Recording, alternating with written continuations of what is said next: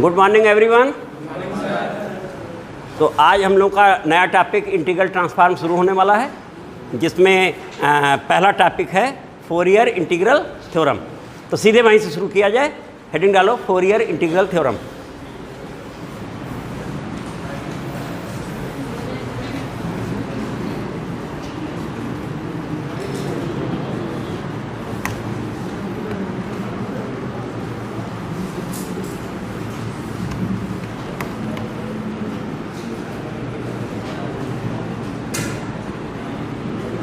Fourier integral theorem बेटा,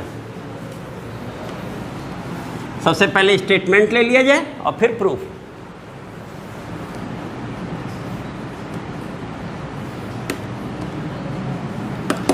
if function f(x), that means f(x) satisfies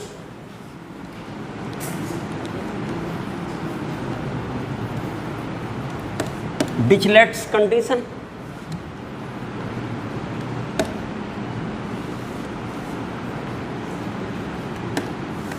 Dirichlet's condition,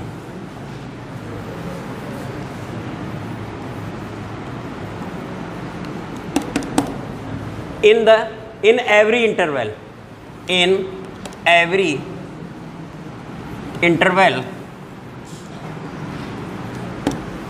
minus c comma c, however large,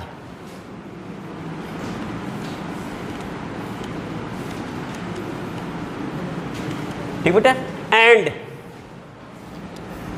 number 2, integral minus infinity to infinity mod f(x) dx converges.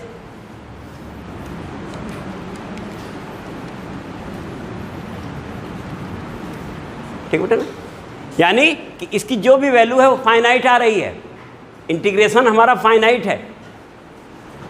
ये तो दो condition है इस integral theorem के लिए बेटा। अब इसके बाद लेने जा रहे हैं देन। तो इसे हटा दें बेटा, तब लिखते हैं।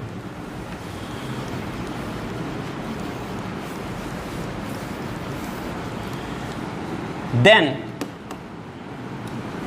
f(x) equal to 1/π 0 to infinity minus infinity to infinity ft cos u t minus x, क्या बेटा, t minus x du dt, du ये बेटा हमारा जो इंटीग्रल है, इस इंटीग्रल को फोरियर इंटीग्रल कहते हैं। और कंप्लीट स्टेटमेंट सहित ये फोरियर इंटीग्रल थ्योरम हो गई। केवल इस इंटीग्रल का नाम है फोरियर इंटीग्रल, और पूरा लेते हुए अगर बोल दिए तो फोरियर इंटीग्रल थ्योरम हो गई। तो यहाँ राइट हैंड साइड चाहो लिख लो कि integral on right hand side be known as Fourier integral. ठीक है बेटा, नोट कर लिया होगा तुमने। तो सीधे प्रूफ लिया जाए बेटा। तो प्रूफ पे आ जाते हैं बेटा। ये देख लिया सबने।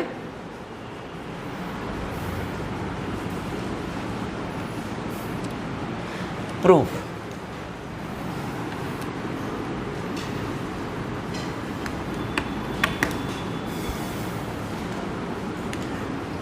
We know that from Fourier series, है ना।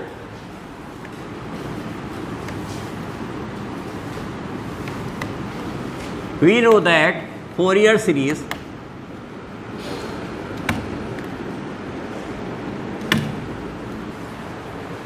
लिख देते हैं f(x) इक्वल टू, हाँ बेटा बोलना, a0/2 या a0/2 plus sigma n from 1 to infinity an cos n pi x/c, है ना, और plus sigma n from 1 to infinity bn sine n pi x upon c, यही बेटा ना, देख लो। ये इससे पहले के सेमेस्टर में तुम लोग फोरियर सीरीज पढ़े थे, वहाँ था कि f x equal to a0/2 plus sigma n from 1 to infinity n cos n pi x upon c और b n sine n pi x upon, ठीक बेटा। अब यहाँ पर ये a0, an और bn बेटा क्या कहलाते हैं? फोरियर कोफिशिएंट्स, है ना। तो लिख देते हैं हेयर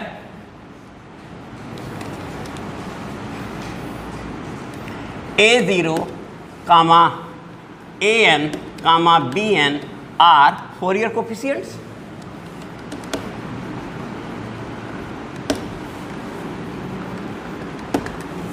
whose value, है ना, whose value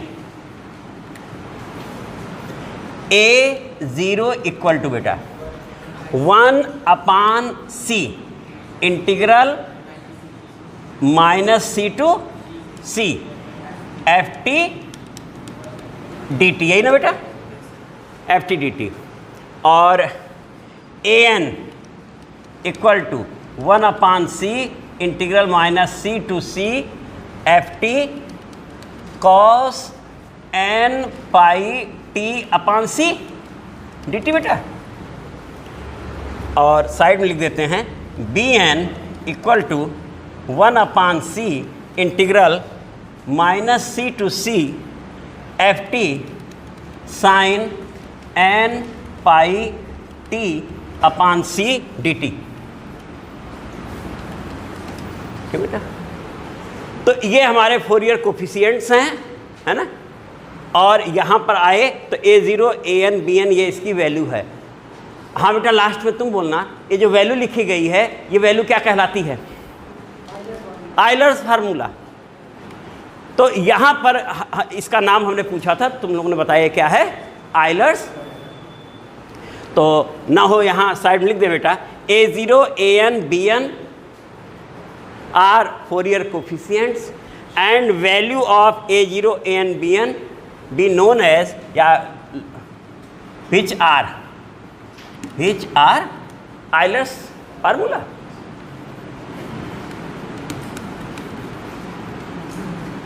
चलो साइड में लिख दिया हमने आइलर्स फार्मूला। ये तीनों क्या है? हमारे आइलर्स फार्मूले हैं।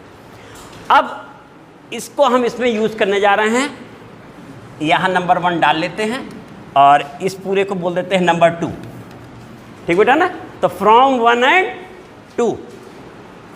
and 2 ये सारी वैल्यू वहाँ रखने जा रहे हैं। तो अब इस प्लेस पर बेटा पहुँच रहे हैं, तुम लोग जो वैल्यू है बोलना।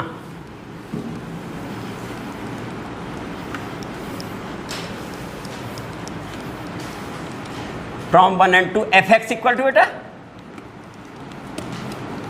फ्रॉम 1 and 2, लो लिख भी दिया हमने बेटा। एफ एक्स इक्वल टू 1/2 तो हमारे पास है ही, और a0 की वैल्यू में 1/c था बाहर, तो कितना हो जाएगा? 1/2c हो जाएगा। और -c to c ft dt, ठीक बेटा। और फिर plus sigma n from 1 to infinity an हमारा था 1/c integral -infinity to infinity, है ना। नहीं, -c टू c बेटा, -c टू c, बिल्कुल सही बोले। लिमिट -c टू c दिख भी रहा है, यहाँ लिखा हुआ है। और ft cos n pi t upon c, और साथ में इसके साथ ये भी लगा हुआ है, तो cos n pi x upon c और dt, ठीक बेटा ना। नेक्स्ट वाला यहाँ कर लेते हैं, प्लस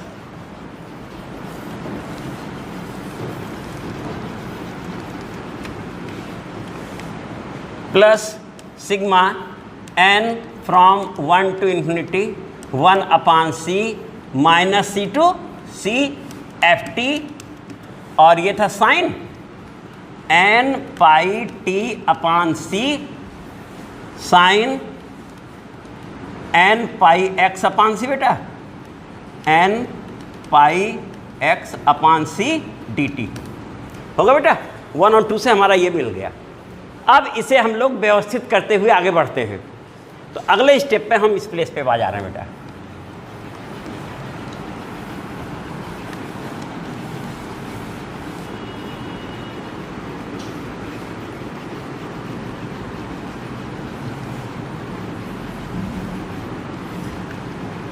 तो इसके आगे बेटा अब हम इसको कंबाइन करने जा रहे हैं, ठीक है ना। तो f x equal to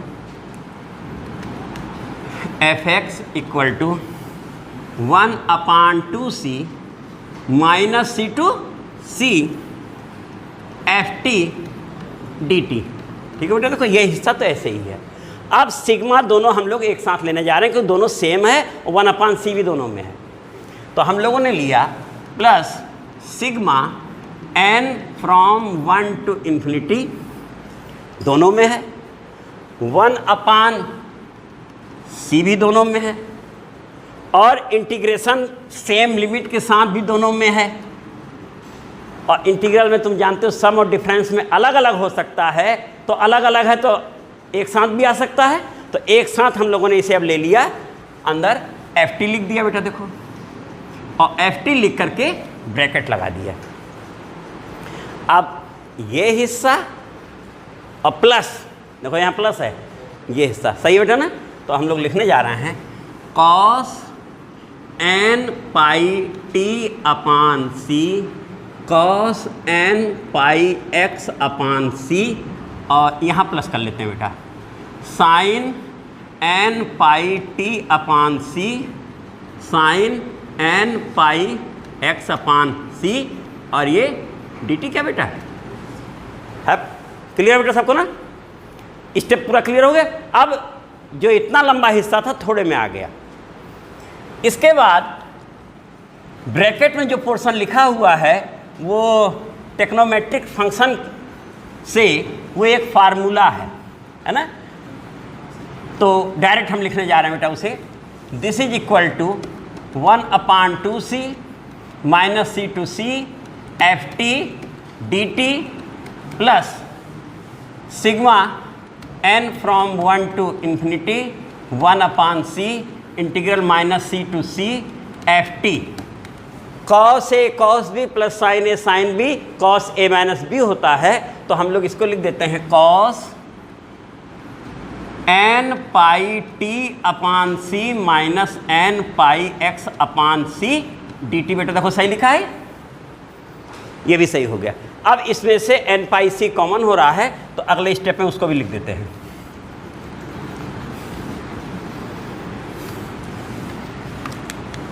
this is equal to 1/2c integral minus c to c f t d t plus sigma n from 1 to infinity 1/c minus c to c f t cos n pi upon c बेटा, n pi upon सी और t minus x क्या बेटा D T.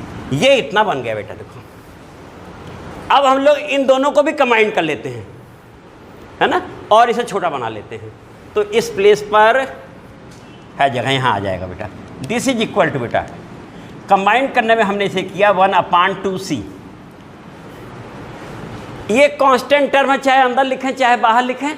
Sigma में भी ये छूट होती है बेटा ना, अंदर बाहर लिखा जा सकता है। तो अब यहाँ से हम लोगों ने इसे कॉमन ले लिया, माइनस सी टू सी हमारे पास है, देखो दोनों में है, यहाँ भी है, और ये बन गया बेटा एफ टी, इसमें भी है और एफ टी वो भी ले लिया हमने। ऐसा करते ही पहला वाला हिस्सा 1 बन गया, देखो 1/2c एफ टी और बाहर वहाँ डी टी आएगा, हो गया सही। और इस वाले हिस्से में 1/2c लिए हैं, तो यहाँ 2 आ जाएगा क्या बेटा, यहाँ ट्वाइस आ जाएगा बाहर, और ये हो जाएगा sigma n from 1 to infinity. दिख रहा है बेटा सबको, n from 1 to infinity, f t ले चुके हैं बेटा ना, cos n pi upon c t minus x और ब्रैकेट बंद dt बेटा। चेक करो बेटा सही लिखेंगे नहीं, देखो सब लोग यहां तक बिल्कुल सही बेटा। अब इसके बारे में व्याख्या करने जा रहे हैं, है ना। अब सारी व्याख्या किसके बारे में होनी है, इसके बारे में, क्योंकि इसको भी हम चेंज करने वाले हैं अब। तो कॉस फंक्शन हमारा इवन फंक्शन होता है ना। तो यहाँ से लिखते हैं बेटा और फिर बढ़ते हैं। इसका नंबर डाल दो। नंबर कितना बेटा, थर्ड हो गया क्या, क्योंकि अभी तक कोई नंबर 1 और 2 के बाद कोई डाले तो है नहीं हम लोग। नंबर थर्ड हो गया। और यहाँ हम fx भी कर दे रहे हैं बेटा। अब ये हिस्सा हटा रहे हैं। Since cosine function be even function, है ना, लिख जाओ बेटा, हम भी लिखते हैं। हाँ लिखो बेटा, सिंस कोसाइन फंक्शन इज या बी इवन फंक्शन,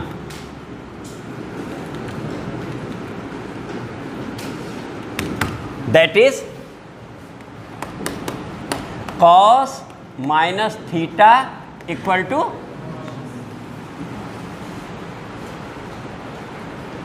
then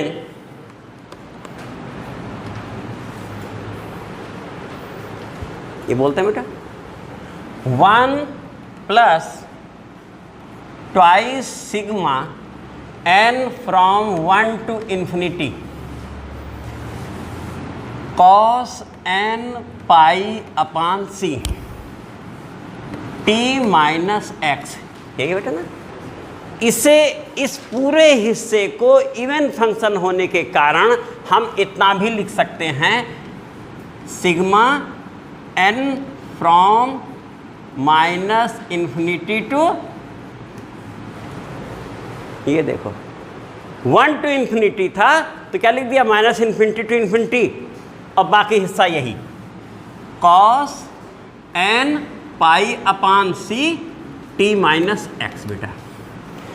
तुम्हें जानते हो सिग्मा में जो लिखा होता है इस वैल्यू से स्टार्ट होते हुए लास्ट वैल्यू तक जाता है, और यहाँ इस वैल्यू का मतलब होता है डॉट डॉट डॉट, इधर डॉट डॉट और इधर, बीच में कोई डेफिनेट वैल्यू लेके तुम अगर देखोगे तो इस और इस वैल्यू के बीच में एक जीरो भी आएगा, और जिस समय तुम जीरो रख रहे हो किसको रखोगे, n को, n यहाँ जीरो रखो तो क्या ये 1 आ रहा है कि नहीं आ रहा बेटा, देखो आ रहा है, और माइनस वाला रखोगे तो भी ये प्लस बन जाएगा, और प्लस वाला रखोगे तो जो -1 की वैल्यू होगी वही 1 की भी वैल्यू होगी, दोनों मिलके कितना हो जाएंगे,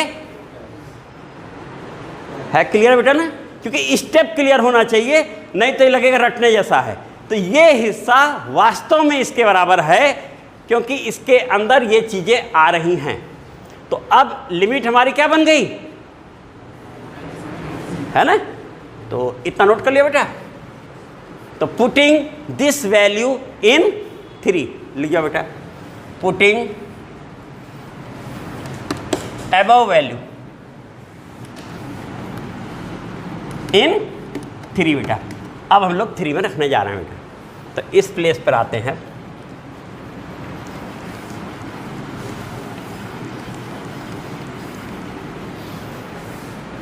fx equal to 1 upon 2c बेटा, सही है देखो ये, और ये -c to c as such, ft भी हमारा पहले से वही है, और साथ में ये हिस्सा है सिग्मा, ये पूरा हिस्सा यहाँ से यहाँ तक का हिस्सा है, देखो बेटा 1 प्लस इतना ये पूरा ब्रैकेट वाला हिस्सा ही तो है, ये हिस्सा बन गया sigma n from minus infinity to infinity cos n pi upon c t minus x, और साथ में जिस तरीके से लिखा था वैसे ही लिखते हुए डी टी, देख लो बेटा सही है, ब्रैकेट के अंदर था, ब्रैकेट के अंदर करके हमने डी टी लिख दिया। समझ आ रहा है बेटा सबको ये पोर्शन? कुछ नहीं, सीधे वैल्यू रख दी गई। अब इसमें हम जो करने जा रहे हैं वो देखना, इसे हमने 2 पाई कर दिया, सी यानी हम अंदर लेके जा रहे हैं, तो इसे लिख दिया 1/2 पाई। एफ टी तुम्हारा एज सच है, -c to c भी एज सच है। इस प्लेस पे पहुंचे बेटा,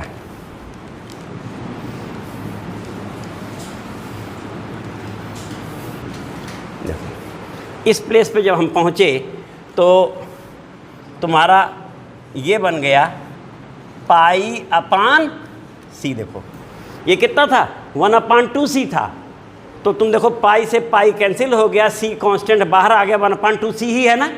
तो जो ये लिखा है वो यही हिस्सा है कि नहीं, यहाँ तक देख लो, यहाँ से लेके यहाँ तक के हिस्से को चेक कर लो, सेम है। ये इतना लेते हुए ये इतना है, क्लियर बेटा? अब उसके आगे लिखने जा रहे हैं, उसके आगे है सिग्मा n फ्रॉम -∞ टू, यही बेटा ना, और cos n π/c t - x dt बेटा, ठीक है, t - x dt।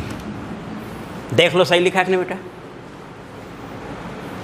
जो ये लिखा था वो चीज़ एज सच है, केवल हमने यहाँ c की जगह पाई लिखा तो इसके आगे π/c लिख दिया, इतना ही तो अंतर किए हैं, बाकी सब वही लिखा हुआ है। इसका नंबर डाल दिया जाए 4।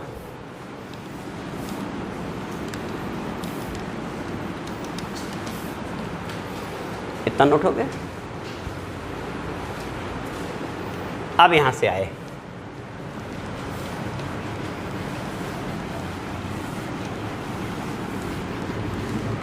अब यहां जो बेटा c है, तुम देख रहे हो c है ना, -c to c लिखा हुआ है बेटा, देख रहे हो ना, जो कि इंटरवल में था, हाउ एवर लार्ज भी हमने कहा था, -c, ये c दिख रहा है।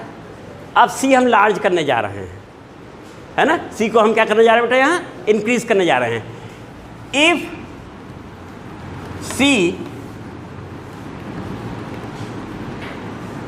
increases to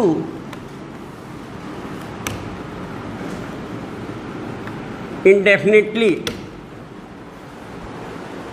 है ना, infinitely, c increases to infinitely,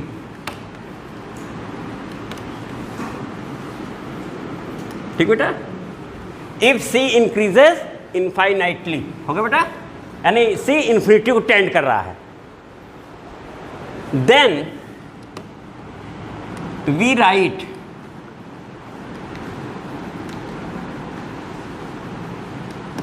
ये बेटा समेशन ऑफ सीरीज का फार्मूला है जो अब हम लिखने जा रहे हैं। ऐसी स्थिति में लिखने की छूट हमें होती है जो कि निकाला गया है फार्मूला। तो देन वी राइट सिग्मा, या पहले यहाँ लिख देते हैं n, कितना बेटा देखो, n π/c है, n π/c equal to u, यानी हम इसे u लिख सकते हैं, कोई दूसरा भी नाम दे सकते हैं, एक सिंगल नेम दे दिया u, एंड ठीक है ना, π/c equal to du। c tend to infinity कहें या इंक्रीजेज टू इन्फिनिटी, ऐसी स्थिति में हम n π/c को u कह सकते हैं और π/c को दैट इज, अब इसके बारे में बोलने जा रहे हैं बेटा, लिमिट, हाँ लिमिट बेटा c tends to, limit c को बोले हैं ना बेटा, c इंक्रीजेज टू, तो limit c tends to infinity π/c sigma n from -∞ to infinity cos n pi upon c t minus x. देखो बेटा ये हिस्सा है, ये ब्रैकेट वाले हिस्से को देख लो, वही लिखे हैं। ब्रैकेट वाला हिस्सा कितना था, पाई अपान सी था, sigma n minus infinity to infinity था, cos n pi upon c t minus x d t था। तो जब सी टेंड्स टू इन्फिनिटी या increased infinitely, then we write this equal to u and this. और ऐसी स्थिति में जो सिग्मा है बेटा वो इंटीग्रल बन जाता है और उसका ये हिस्सा उसकी लिमिट बन जाती है। इंटीग्रेशन का मतलब एडिशन होता है, इसीलिए ये जो सिग्मा है ये किस सिंबल को चेंज होकर बना देगा और उसकी ये लोअर ये अपर लिमिट बन जाती है बेटा। तो अब यहां हम लिखने जा रहे हैं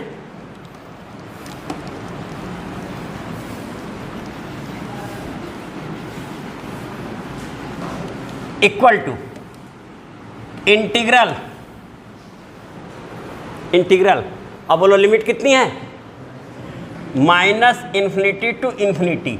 ये कौन बना, ये वाला हिस्सा, इतना हिस्सा बेटा देखो, ये हिस्सा इंटीग्रल बन गया और लिमिट बन गया एक चीज। और ये बन गया cos U T minus x बन गया देखो। और ये क्या बन गया, नंबर ये बेटा है। नोट हो गया बेटा सबका। तो इसके आगे अब बेटा फ्रॉम 4 and 5, यानी ये वैल्यू हम इसमें फिट करने जा रहे हैं बेटा। तो from 4 and 5,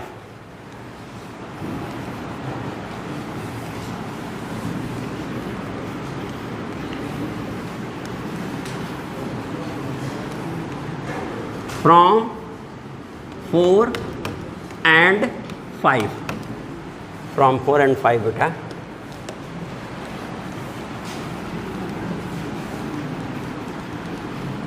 F x equal to 1/2 pi s such बेटा। और वो लागू कब हो रहा था, उस कंडीशन के लागू होने के लिए कुछ बोला गया था, if c increases to, limiting case होता है ना, इसका मतलब ये कितना होगा, जिस समय ये माइनस इन्फिनिटी टू इन्फिनिटी होगा उस समय वहाँ भी लागू होगा वो, है ना। और यहाँ आते ही लिमिटिंग केस बन गया जो यहाँ लिखे हैं हम लोग, ये बना बेटा, ये देखो एफ टी बना। और लिमिटिंग केस जब यहाँ लिमिट हुई थी, यहाँ भी लिमिट लग चुकी है, तुम जानते ही हो। तो ये कितना बन गया, इंटीग्रल कितना लिखे थे बेटा, माइनस इन्फिनिटी टू इन्फिनिटी इतना। एक काम और कर लें, इसी में बढ़ा देते बेटा, तो वहाँ भी फिट करते। इसके बाद तुम ये देखो कॉस हमारा जो फंक्शन है किस टाइप का फंक्शन है, इवन फंक्शन है। और इवन फंक्शन है तो इवन होने में हम इसे यहाँ पर बेटा इसी में हम चेंज कर दे रहे हैं, इसे हटा करके यहाँ ट्वाइस लगा के 0 to कर सकते थे कि नहीं। Minus infinity to infinity f x d x equal to twice 0 to होता है बेटा फार्मूला। तो हम इसे ये भी लिख सकते हैं, ठीक है। तो वैल्यू हम ये यहाँ फिट करना जाए, फ्रॉम 4 and 5 तो हमने लिखा ही है, और 5 चेंज होकर ये बन चुका है इवन फंक्शन कारण। तो यहाँ बेटा कितना हो गया देखो, यहाँ तुम्हारा बाहर आ गया देखो 2, देखो सही है, इस हिस्से के लिए 2 आ गया। और साथ में कितना बन गया, integral 0 to infinity cos U T minus x D you, ठीक है बेटा। और देख लो बेटा सही लिखे कि नहीं, ऐसा तुम्हारे सामने है। इसके प्लेस पे लिमिटिंग केस जैसे ही होते हुए ट्वाइस ये हमने लिख दिया, अभी बताए थे नंबर 5 में, वही लिखे हैं। और आगे तुम देखो ऐसा है, ये माइनस इन्फिनिटी टू इन्फिनिटी हो गया। अब इसके आगे हम लोग बढ़ रहे हैं,